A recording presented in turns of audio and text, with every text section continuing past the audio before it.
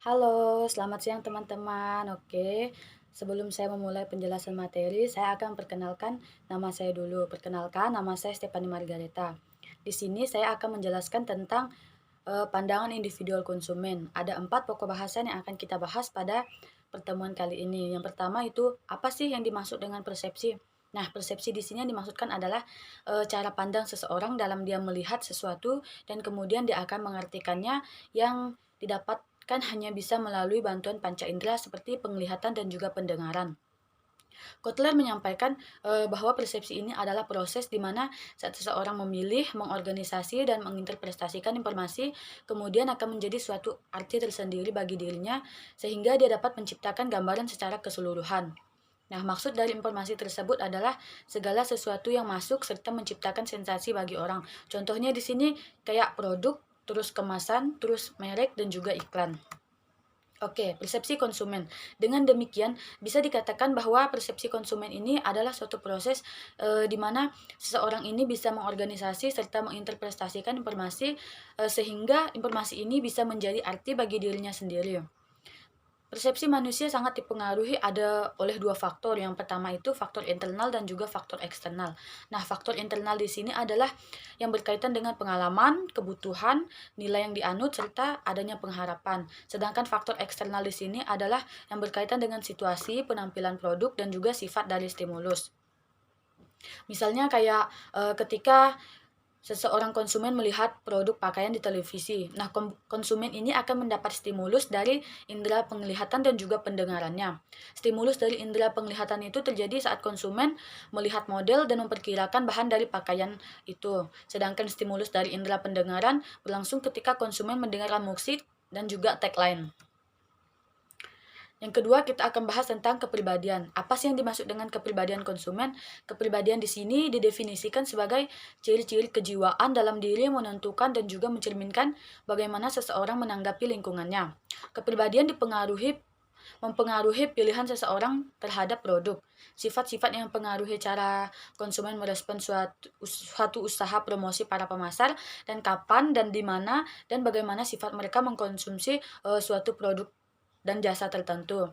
Karena itu menghadapkan karakteristik kepribadian khusus yang berhubungan dengan perilaku konsumen, dan sangat berguna dalam penyusunan strategi segmentasi pasar dari perusahaan. Sifat-sifat kepribadian itu terbagi menjadi tiga. Yang pertama itu mencerminkan perbedaan individu karena adanya karakteristik dalam diri yang membentuk kepribadian individu dan merupakan kombinasi unik berbagai faktor. Maka dari itu tidak ada individu yang betul-betul sama. Nah, sifat kepribadian yang kedua itu sifat konsisten dan bertahan lama, yang dimana suatu kepribadian umumnya terlihat sejak manusia itu berumur, sejak kecil atau dari anak-anak. Nah, hal ini cenderung akan bertahan secara konsisten sehingga dapat membentuk kepribadiannya ketika dia dewasa nanti. Ada sifat yang kepribadian yang ketiga, kepribadian yang dapat berubah-ubah. Apa sih dimaksud dengan kepribadian yang dapat berubah-ubah? Kepribadian dapat mengalami perubahan pada berbagai keadaan tertentu karena adanya berbagai peristiwa hidup seperti kelahiran, kematian, dan lain-lain sebagainya. Kepribadian seseorang berubah tidak hanya sebagai respon terhadap berbagai peristiwa yang terjadi tiba-tiba, tetapi juga sebagai bagian dari proses menuju kedewasaan secara mental yang berangsur-angsur. Teori kepribadian menurut Freud, teori ini dimaksudkan bagaimana dasar dari pemikiran bahwa kebutuhan atau dorongan yang tidak disadari didorong oleh dorongan dan dorongan biologi lainnya. Nah, inti dari motivasi kepribadian manusia. Berdasarkan analisisnya, Freud mengemukakan bahwa kepribadian manusia itu terbagi menjadi tiga. Yang pertama itu ada ID, yang kedua itu ada superego, dan yang ketiga itu ada ego. Nah, yang dimaksud dengan ID di sini adalah sebagai gudang dari berbagai dorongan primitif dan impulsif berupa kebutuhan fisiologis seperti rasa haus, rasa lapar, dan rasa seks yang diusahakan individu untuk segera terpenuhi, terlepas dari bagaimana cara digunakannya untuk memenuhi kebutuhan teori itu. Keinovatifan dan sifat kepribadian yang berkaitan. Keinovatifan konsumen adalah mereka yang cenderung menjadi orang pertama dan mencoba berbagai produk dan juga jasa. Faktor-faktor terbentuknya kepribadian itu ada yang mendukung terbentuknya kepribadian seseorang, yaitu unsur badan, jiwa, dan juga serta lingkungannya. Nah, unsur yang kedua biasanya disebut sebagai faktor endogen dan juga faktor eksogen.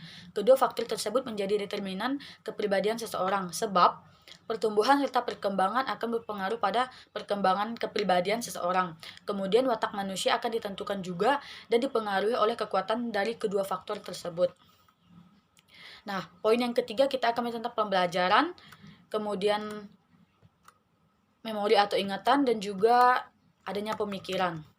Nah, pembelajaran yang dimaksudkan di sini adalah konsumen itu mempunyai proses di mana para individu memperoleh pengetahuan dan juga pengalaman dalam pembelian konsumsi yang mereka terapkan pada perilaku yang berhubungan di waktu yang akan datang. Nah, kebanyakan pembelajaran ini konsumen diperoleh secara kebetulan, namun ada juga yang disengaja. Jenis-jenis belajar itu ada dua. Yang pertama itu belajar kognitif, yang kedua itu belajar perilaku. Belajar kognitif yang dimaksudkan ini adalah proses belajar yang dicirikan oleh adanya perubahan pengetahuan yang menekankan proses mental konsumen untuk mempelajari informasi. Sedangkan belajar perilaku di sini dimaksudkan adalah proses belajar yang terjadi ketika konsumen bereaksi dengan lingkungannya atau stimulus di luar. Pengalaman dan lingkungannya akan menyebabkan perubahan perilaku yang relatif permanen.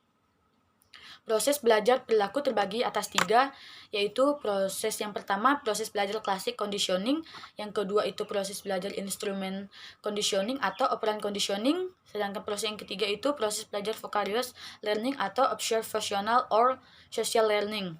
Yang dimaksudkan dengan proses belajar klasik conditioning adalah suatu teori belajar yang mengutarakan bahwa makhluk hidup baik berupa manusia ataupun juga binatang adalah makhluk yang pasif yang bisa diajarkan perilaku tertentu melalui pengulangan atau conditioning atau repetition.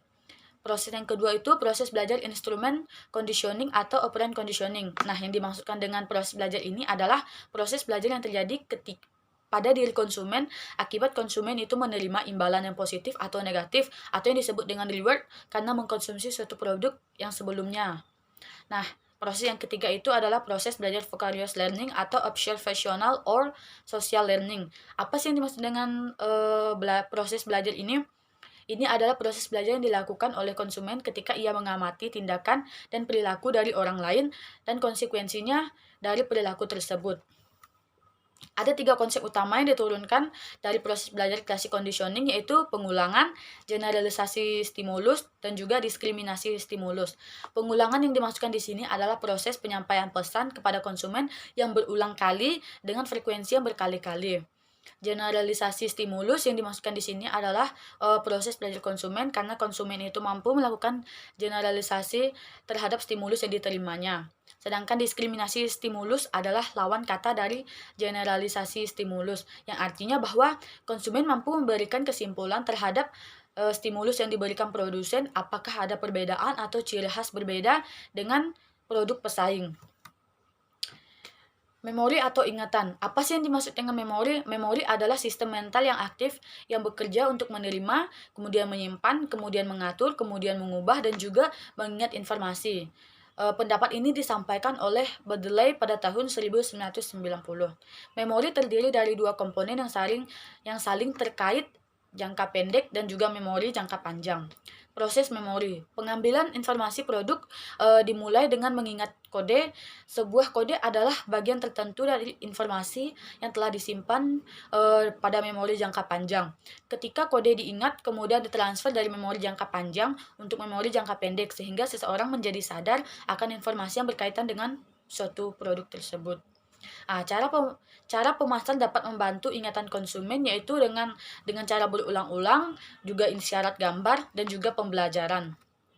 Pemikiran, apa sih yang dimaksud dengan pemikiran ini? Pemikiran adalah suatu proses menggunakan akal untuk mempertimbangkan sesuatu. Ini mencakup berbagai proses mental yang berbeda, seperti mempertimbangkan ide, atau proporsi, atau juga menilai itu benar. Konsumen ketika akan membeli suatu barang seringkali memikirkan tentang beberapa hal, yaitu kebutuhan atau keinginannya, informasi, harga suatu produk, kualitas dari produk, review dari pembeli lain, dan juga waktu pengirimannya. Motivasi. Motivasi ini disampaikan oleh Setiadi pada tahun 2003. Dia mendefinisikan bahwa motivasi ini adalah keadaan di dalam pribadi seseorang yang mendorong keinginannya untuk melakukan kegiatan-kegiatan guna mencapai suatu tujuan. Dapat disimpulkan bahwa motivasi juga muncul karena adanya kebutuhan yang dirasakan oleh konsumen. Kebutuhan sendiri muncul karena konsumen merasakan ketidaknyamanan atau yang disebut dengan state of tension antara yang seharusnya dirasakan dan yang sesungguhnya dirasakan. Kebutuhan yang dirasakan tersebut mendorong seseorang untuk melakukan tindakan memenuhi kebutuhan tersebut. Motivasi adalah kekuatan yang mendorong orang lain untuk bertindak. Ini mewakili alasan yang dimiliki seseorang untuk bertindak dan melakukan perilaku yang dengan cara tertentu. Kebutuhan atau needs. Di sini dimaksudkan dengan kebutuhan adalah keadaan atau hal-hal yang diinginkan atau diminta dan juga mengarahkan mereka kepada kekuatan motivasi. Kebutuhan manusia yang paling mendasar adalah biologis dan memenuhi menopang kebutuhan fisik. Kepribadian atau personality terdiri dari karakteristik psikologis yang menentukan dan juga mencerminkan cara berpikir dan bertindak yang bersama-sama akan membentuk karakter khas individu tersebut. Personifikasi merek atau brand personification terjadi ketika konsumen menghubungkan sifat karakteristik manusia ke suatu merek. Motivasi mendorong konsumen untuk membeli. Biasanya dipicu oleh ketegangan psikologis yang disebabkan oleh kebutuhan dan tidak terpenuhinya. Individu berusaha baik secara sadar maupun juga tidak sadar untuk mengurangi ketegangan ini dengan memilih tujuan dan berperilaku selanjutnya yang akan mereka antisipasi sehingga dapat memenuhi kebutuhan mereka. Dengan demikian membebaskan mereka dari ketegangan yang mereka rasakan. Apakah kepuasan benar-benar tercapai tergantung pada tindakan yang ditempuh mereka. Karakteristik kepribadian memandu tujuan yang ditetapkan oleh individu dan tindakan yang mereka ambil untuk mencapai tujuan ini. Nah, sekianlah penjelasan materi dari saya. Terima kasih.